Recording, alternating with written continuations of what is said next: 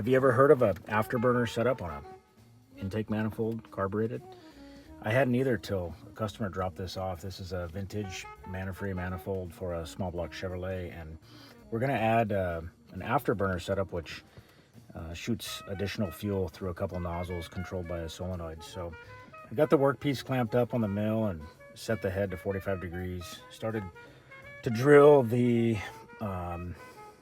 holes and a little pilot hole, and then finished it off with the right size before I tapped the threads by hand. And this was pretty easy to do. There's 8 total, so I just did it all by hand and finished it off and got them all looking right and ready for the nozzles. So we'll put the nozzles in right here. You can see how they stick through with the little brass squirters, and that's the finished product. They're ready for the drag racing.